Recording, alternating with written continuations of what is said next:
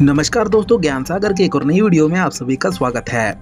दोस्तों, आज हम जिस भारत को देख रहे हैं वो बहुत ही विकसित और आधुनिक है। हमारे चारों तरफ हाई स्पीड कार्स और मोबाइल से लेकर एक से बढ़कर एक टेक्नोलॉजी है। हमारे आसपास लोग जीन्स टी शर्ट में घूमते हैं, लेकिन क्या यह असली भारत है? जी नहीं दोस्तों, जिस भारत को आज हम देखते हैं वो सिर्फ कश्मीर से लेकर कन्याकुमारी तक ही है। लेकिन एक वक्त ऐसा था जब अफगानिस्तान से लेकर म्यांमार तक पूरा भारत ही भारत हुआ करता था। उस वक्त लोगों का रहना और खाना अलग हुआ करता था। और आज की इस वीडियो में हम वही दिखाएंगे कि 1800 में भारत कैसा दिखता था। चलिए दोस्तों, जानते हैं। अगर आप हमारे चैनल पर नहीं हो तो प्लीज हमारे चैनल को सब्सक्राइब करके बेल आइकन को दबाना ना भूले।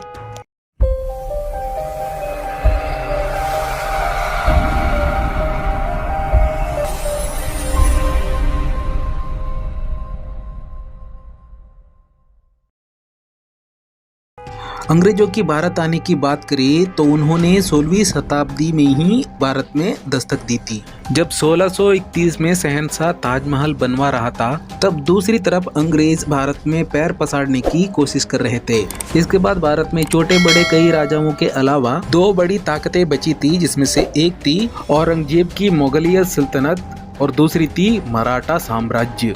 अंग्रेजों ने इंतजार किया कि ये दोनों आपस में लड़े और हम लोग बीच में बाजी मारे। इसलिए अंग्रेजों ने कई प्रयत्न भी किए और सालों बाद धीरे धीरे अंग्रेज भारत के अलग अलग सत्ताओं में आने लगे।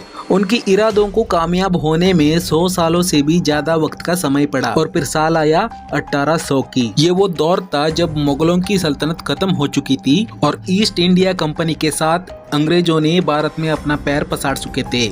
तो चलिए दोस्तों, अब जानते हैं कि साल 1800 में अपना भारत कैसा था। पहनावा। ये वो दौर थी जब भारत में कोई बड़ी टेक्नोलॉजी नहीं हुआ करती थी। लोग आपस में कुछ खास कनेक्टेड नहीं थे। जहां आज की भारत की पहनावे पर पश्चिमी सभ्यता का प्रभाव है, वही उस वक्त ऐसा बिल्कुल भी नहीं था। हमारे यहाँ ज्यादातर लोग धोती या फिर गमछा पहना करते थे और बहुत अमीर लोग कुर्ता पहन लिया करते थे। बाद में अंग्रेजों की शर्ट और टी शर्ट को कुर्ता ही कहे जाने लगा। आप अगर आज भी उत्तर प्रदेश और पश्चिमी बिहार में जाए तो बड़े बुजुर्ग लोग शर्ट और टी शर्ट को कुर्ता ही कहते हैं। आबादी। जहां आज हर जगह आपको खूब भीड़ भाड़ देखने के लिए मिलती है, वही उस वक्त ऐसा कुछ भी नहीं था। उस समय ज्यादातर जगहों पर भीड़ भाड़ नहीं हुआ करती थी। पूरे भारत में करीब 16 करोड़ लोग ही थे और यहाँ पर पूरे भारत से हमारा मतलब है अखंड भारत। वो भारत जो पाकिस्तान, अफगानिस्तान, बांग्लादेश, बर्मा और तिब्बत से मिलकर बना था। यानी जहां आज के इतने से भारत में 130 करोड़ से ज्यादा की आबादी है, वही इन 5 देशों के एरिया में उस वक्त सिर्फ 16 करोड़ लोग ही हुआ करते थे। किसानी। उस वक्त भारत में बहुत ज्यादा प्रोफेशन नहीं हुआ करते थे और ज्यादातर लोग किसानी ही किया करते थे।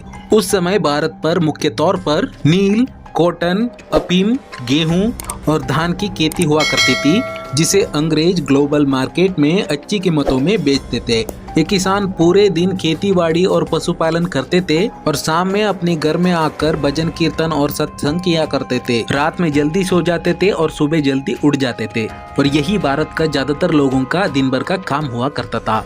ये वो दौर था जब भारत में लाइट नहीं थी, इसलिए शाम को भजन या फिर कीर्तन करने में बाधा न आए, इसलिए दिया जलाए जाते थे। उस वक्त जातिवाद बहुत हुआ करता था, इसलिए लोग अपने जाति के हिसाब से ही काम करते थे। जैसे कि कुंभार मिट्टी के बर्तन किया करता था, धोबी कपड़े धोता था, लोहार लोहे का काम करता था। लेकिन दिन का काम खत्म हो जाता था तो शाम में ये भी पूजा पाठ में लग जाते थे। ये तो हुई गाँव की बात। उस समय इतने गाँव थे कि गांव भारत को रिप्रेजेंट करते थे और शहर बहुत कम हुआ करते थे।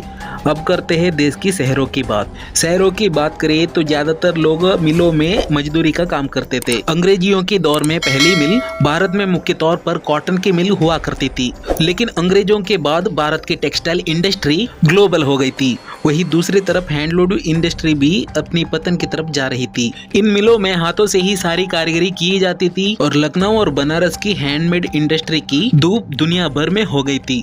उस समय लोगों का काम बहुत मेहनत का काम हुआ करता था, क्योंकि उस समय ना तो बिजली थी और ना ही आज की जैसी कोई आधुनिक टेक्नोलॉजी। लगभग सारा काम हाथों से ही किया जाता था। भारत में बिजली 1879 में आई थी और ये सिर्फ शहरों में आई थी। भारत के गांव-गांव में बिजली पहुंचने में अभी कई सारे और साल लग गए।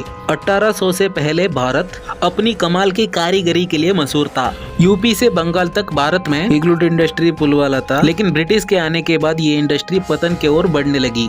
इसकी वजह साफ थी कि भारत के कपड़े की क्वालिटी तो अच्छी थी, लेकिन इसे बनाने में वक्त और मजदूर दोनों लगते थे, जबकि ब्रिटिश अपनी फैक्ट्रियों में कम टाइम में मशीनों के जरिए रेडीमेड कपड़े तैयार कर लेते थे, जो कीमत में भी भारतीय कपड़े से काफी सस्ते थे।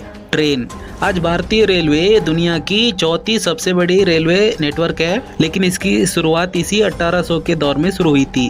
1832 में मद्रास में सबसे पहले भारत में रेल चलाने का प्रपोजल रखा गया था, जो कि सिर्फ इंडस्ट्रीज के लिए था, क्योंकि अंग्रेज भारत में इंडस्ट्रीज को तेजी से डेवलप करना चाहते थे। और फिर 1837 में रेड हिल रेलवे से चीन कादरी तक पहली रेल चलाई थी। ये एक्सट्रीम इंजन से चलने वाली ट्रेन थी, जिसका इस्तेमाल मद्रास में बन रहे रोड के लिए लेटराइट पत्थर ले जाने के लिए किया जाता था। इसके बाद 1893 में बम्बई की बोरीबंदर टाने के लिए एक पैसेंजर ट्रेन भी शुरू की। ये एक 14 डब्बों की एक्सट्रीम इंजन से चलने वाली एक ट्रेन थी, लेकिन ये एक नहीं 3 इंजन से चलती थी, जिसका नाम साहिब सिंह और सुल्तान था। इस ट्रेन को ग्रेट इंडियन पेनिनसुला रेलवे चलाता था। ये रेल 1676 mm यानी कि 5 फीट 6 इंच पट्टी पर चली थी, और आज तक हमारे देश में यही स्टैंडर्ड फॉलो किया जा रहा है। इनकम।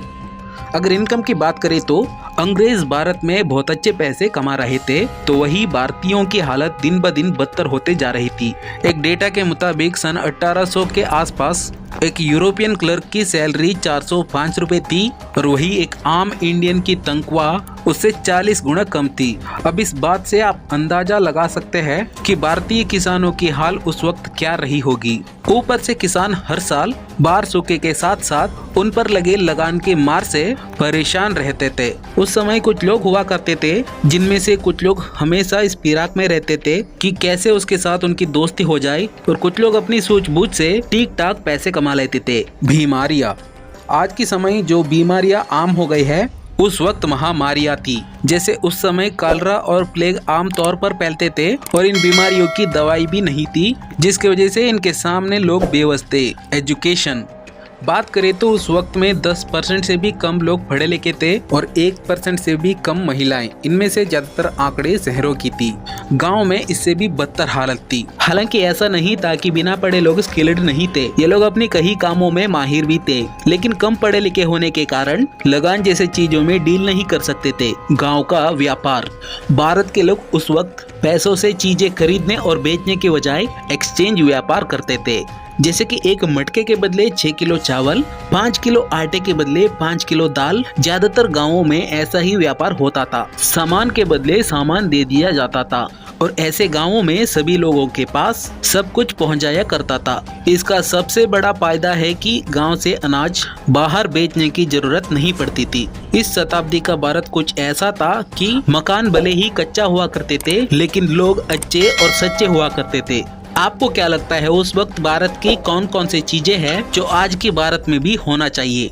अपना राय कमेंट बॉक्स में जरूर बताइए। वीडियो अच्छा लगा तो लाइक कीजिए, और ऐसे ही इन्फॉर्मेटिव वीडियोस के लिए हमारे चैनल को सब्सक्राइब कीजिए। फिर मिलते हैं एक ऐसे ही इंटरेस्टिंग वीडियोस के साथ। धन्यवाद।